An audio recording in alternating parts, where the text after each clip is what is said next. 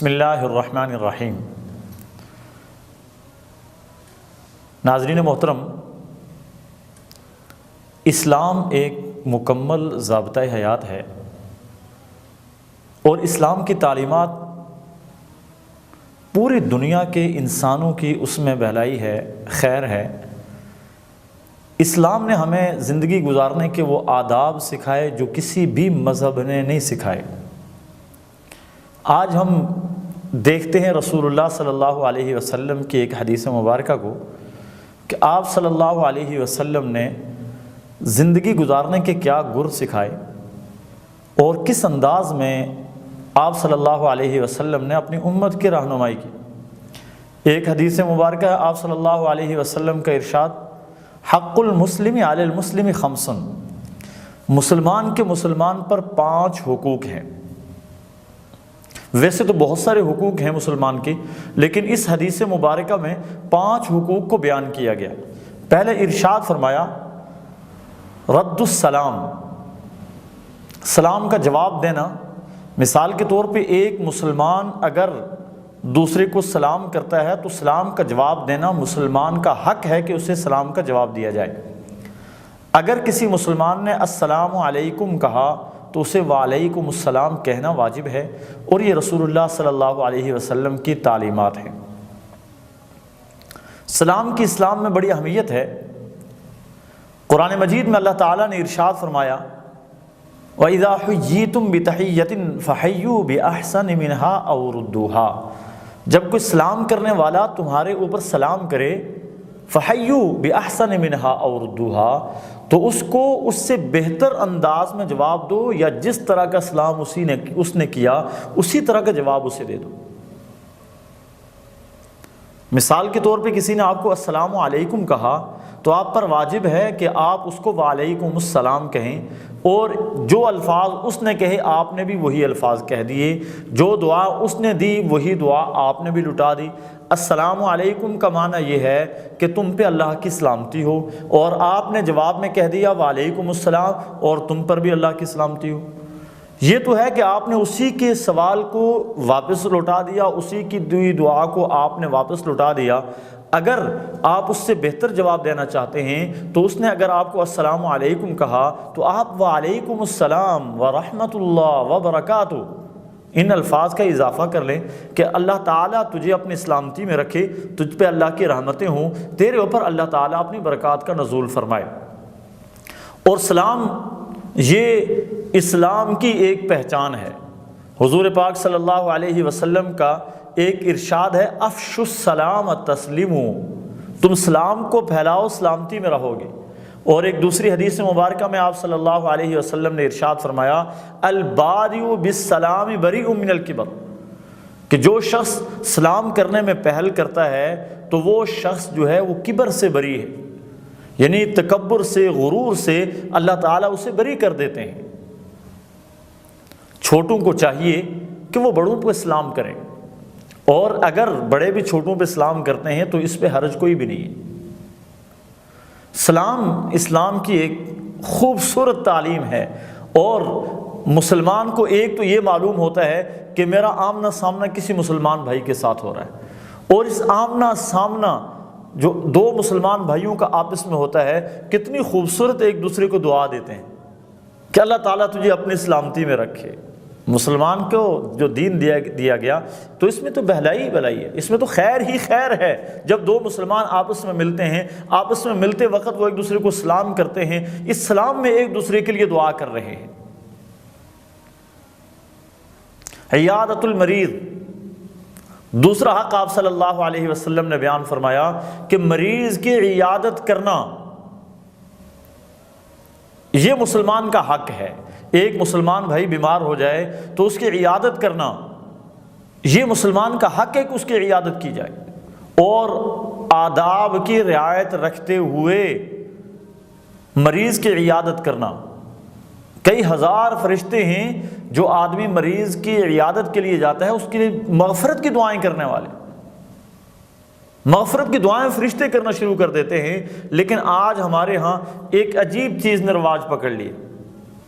ہم کسی مریض کی عیادت اس لیے کرنے کے لیے نہیں جاتے کہ ہمارے جانے سے اس کو حوصلہ ملے گا، اس کو تسلی ملے گی، ہم اسے تسلی دیں گے، اس کے لیے دعا کریں گے، اس سے دعاؤں کی درخواست کریں گے، نہیں، بلکہ آج ہم مریض کی عیادت اس لیے کرتے ہیں کہ اگر میں نے مریض کی عیادت نہ کی تو وہ مریض مجھ سے ناراض ہو جائے گا، اس کے گھر والے مجھ سے ناراض ہو جائیں گے اور یہ کہیں گے کہ وہ دیکھو کیسا ہمارا بھائی ہے، کیسا ہمارا دوست ہے، کیسا ہمارا جاننے والا ہے، جو ہمیں دیکھنے کے لیے نہیں آیا، ہمارے مرض کے وقت ہمارے پاس نہیں آیا۔ تو گویا ہم ایک عبادت بھی کر رہے ہیں اور اس عبادت کے اندر ریا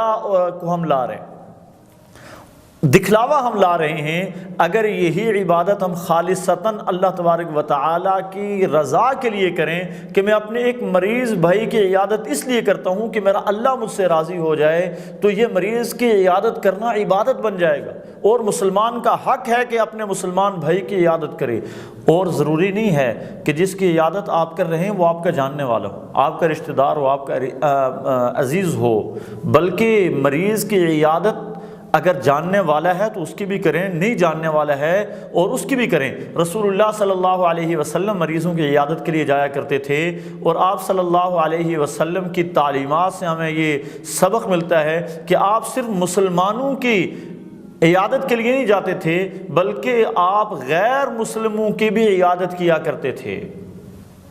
جاننے والا ہو نہ جاننے والا ہو، مسلمان ہو کافر ہو، اگر بیمار ہو جائے تو اس کی عیادت کریں، آپ کو اس کا ثواب ملے گا، اس کا اجر ملے گا۔ اور مسلمان کا تو حق ہے اگر وہ مسلمان بھائی آپ کا بیمار ہو جاتا ہے، بیمار کی تیمارداری کریں۔ اور جو رسول اللہ صلی اللہ علیہ وسلم نے سکھایا ہمیں کہ مریض کے پاس جائیں اور اسے جا کر کہیں لا بأس طہور انشاءاللہ، کوئی معاملہ نہیں، انشاءاللہ اللہ تعالیٰ تجھے جلد اس بیماری سے شفا دے دے گا۔ اور تیسرا حق بیان فرمایا وَاتِّبَاعُ الْجَنَائِزِ، جنازے کی اتباع کرنا، جنازے میں شرکت کرنا۔ اتباع الجنائز میں علماء نے لکھا ہے کہ جنازے کے تمام معاملات میں شریک ہونا اتباع الجنائز ہے۔ مثال کے طور پہ اگر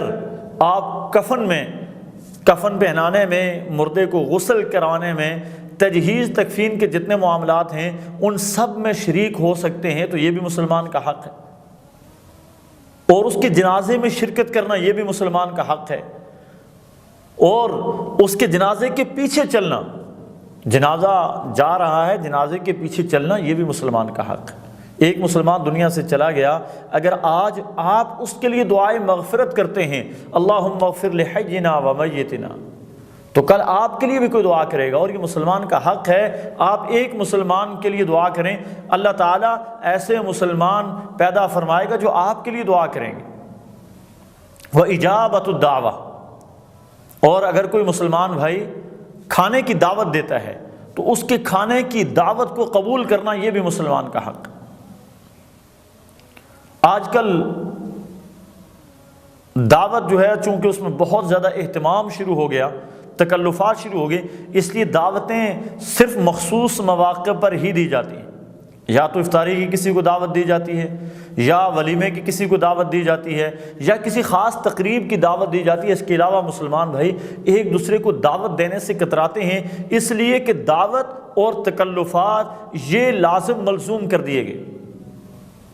جبکہ رسول اللہ صلی اللہ علیہ وسلم کی تعلیمات اور حضرات صحابہ اکرام رضوان اللہ علیہم اجمعین کی تعلیمات ہمیں بتاتی ہیں، ان کے پاس جو سوکھی روٹی بھی ہوتی تھی، روکھی سوکھی جیسی بھی ہوتی تھی، وہ دوسروں کو دعوت پہ بلاتے تھے اور اپنے ساتھ بٹھا کر کھلاتے تھے، اور بے تکلفی کا زمانہ تھا۔ ایک آدمی کا کھانا اور کہتے آئیں۔ یہاں پر مجھے ایک واقعہ یاد آیا، رسول اللہ صلی اللہ علیہ وسلم کے پاس دیہاتی ایک صحابی آئے، یا رسول اللہ ہمارے گھر میں کھانا پکایا گیا آپ کے لیے، آپ میرے ساتھ تشریف لے جائیں، آپ ہمارے گھر کو برکت بخشیں، آپ ہمارے گھر میں کھانا کھائیں۔ تو رسول اللہ صلی اللہ علیہ وسلم نے ارشاد فرمایا کہ میں اکیلا نہیں آؤں گا، میرے ساتھ حضرت عائشہ بھی آئیں گے۔ تو وہ صحابی تھے، مخلص تھے، وہ کہنے لگے اللہ کے رسول اگر آپ دو نے آنا ہے تو میں معذرت چاہتا ہوں، میرے گھر میں ایک آدمی کا کھانا ہے۔ اب نہ رسول اللہ صلی اللہ علیہ وسلم نے اس کی معذرت کو محسوس کیا، اور نہ رسول اللہ صلی اللہ علیہ وسلم کا یہ کہنا کہ ہم دو ہیں اور دو اکٹھے آئیں گے اس صحابی نے محسوس کیا۔ دوسرے موقع پہ پھر یہ صحابی آئے، پھر رسول اللہ صلی اللہ علیہ وسلم نے کہا کہ میرے ساتھ عائشہ ہوں گے، پھر اس شخص نے کہا کہ میرے گھر میں ایک آدمی کا کھانا ہے، ایک کو دے سکتا ہوں، دو کو نہیں دے سکتا۔ رسول اللہ صلی اللہ علیہ وسلم نے بھی محسوس نہیں کیا، اس شخص نے بھی محسوس نہیں کیا۔ تیسری مرتبہ یہی شخص آیا اور رسول اللہ صلی اللہ علیہ وسلم کا یہ 2 بار یہ کہنا کہ میرے ساتھ عائشہ بھی ہوں گی، اس میں بڑی تعلیمات، اس پہ انشاءاللہ پھر کبھی گفتگو ہوگی کہ رسول اللہ صلی اللہ علیہ وسلم نے یہ کیوں ارشاد فرمایا تھا۔ تیسری مرتبہ وہ آدمی 2 آدمیوں کا، وہ صحابی 2 آدمیوں کا بندوبست کر کے آیا۔ جب رسول اللہ صلی اللہ علیہ وسلم نے ارشاد فرمایا کہ عائشہ بھی میرے ساتھ ہوں گی، تو وہ خوش ہو کر کہنے لگا کہ اللہ کے رسول، آج 2 آدمیوں کے گھر میں کھانے کا بندوبست کر کے آیا ہوں۔ تو میرا عرض کرنے کا مقصد یہ ہے کہ مسلمان کی دعوت کا قبول کرنا یہ مسلمان کے حق میں سے ایک حق ہے، حقوق میں سے ایک حق ہے۔ دعوت کو قبول کرنا چاہیے۔ دعوت کرنے والا دعوت میں اتنا اہتمام نہ کرے کہ کل کوئی دوسرا دعوت نہ کر سکے، یا جو معمولی کھانے ہوتے ہیں، جو عام سادہ کھانے ہوتے ہیں، وہ دوسروں کو کھلانے میں لوگ عیب محسوس کرنا شروع ہو جائیں کہ میرے گھر میں تو دال ہی ہے، میں کیا کسی کی دعوت کر سکتا ہوں۔ دعوت کے اہتمام کو اتنا زیادہ اہتمام کرنا، اتنا زیادہ دعوت کو تکلفات سے بھرپور کرنا کہ عام آدمی کسی کی دعوت ہی نہ کر سکے، غریب کسی کو اپنے دسترخوان پہ بلا ہی نہ سکے، اور اگر بلائے تو وہ اتنا تکلفات کرے کہ وہ بیچارہ پھر مقروض ہو جائے۔ جو دعوت ہے، اس دعوت کا قبول کرنا یہ مسلمان کے حقوق میں سے۔ وتشمیت العاطس، اور ایک آدمی اگر اس کو چھینک آ جاتی ہے تو اسے چاہیے کہ وہ چھینک جب آئے تو الحمدللہ کہے، اللہ کی تعریف بیان کرے۔ چونکہ انسان کے جسم میں ایسے کچھ مادے جمع ہو جاتے ہیں جو انسان کے جسم میں جراثیم کی شکل اختیار کر لیتے ہیں، نقصان دہ ہوتے ہیں، اور اللہ تعالیٰ کا ایک نظام ہے، اللہ تعالیٰ نے جسم کے اندر کچھ حساس خلیے رکھے ہیں، وہ چھینک کے ذریعے جو ہے وہ ان جو اس طرح کے جراثیم ہوتے ہیں، چھینک کے ذریعے اللہ تعالیٰ ان کو باہر نکال دیتے ہیں۔ ایک حساس نظام اللہ تعالیٰ نے متعین کر رکھا ہے، جب چھینک ماری اور وہ بیماری جسم سے باہر آ گئی تو انسان کو کہنا چاہیے الحمدللہ، کہ یا اللہ ساری تعریفیں اللہ تیرے لیے ہیں۔ تو جو آدمی سنے دوسرا مسلمان بھائی، یہ اپنے مسلمان بھائی کا حق ہے کہ وہ اسے یرحمک اللہ کہے، کہ تو نے اللہ تعالیٰ کی تعریف بیان کی، اللہ تعالیٰ تیرے حال کے اوپر رحم کرے اور تجھے اللہ تعالیٰ بیماریوں سے محفوظ رکھے۔ اور پھر جس نے چھینک ماری اسے چاہیے کہ وہ یہدیکم اللہ، وہ یہ کہے کہ اللہ تعالیٰ تجھے ہدایت دے، اللہ تعالیٰ تجھے سیدھے راستے کے اوپر چلائے۔ تو یہ مسلمان کے 5 حقوق ہیں جو ہے ایک حدیث کے اندر بیان کیے گئے۔ اسلام خوبصورتی کا مذہب ہے، اسلام ہمیں زندگی کے سارے آداب سکھاتا ہے، اسلام ہمیں رہن سہن کے سارے گر سکھاتا ہے، لیکن بدقسمتی ہماری ہے کہ ہم نے رہنے کے وہ گر جو ہمیں کتاب اللہ سے سیکھنے چاہیے تھے، جو رسول اللہ صلی اللہ علیہ وسلم کی تعلیمات سے ہمیں حاصل کرنے چاہیے تھے، وہ آج ہم غیروں کی نقالی کر کے، غیروں سے سیکھ کے ہم اپنے دین کو بھول بیٹھے، اپنے دین کو دور چھوڑ دیا اور ہم غیروں کے طریقے پہ چل پڑے۔ اللہ تعالی ہمیں رسول اللہ صلی اللہ علیہ وسلم کی تعلیمات پہ عمل کرنے کی توفیق نصیب فرمائے۔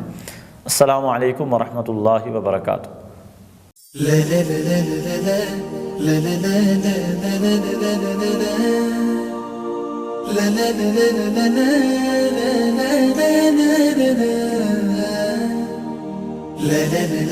la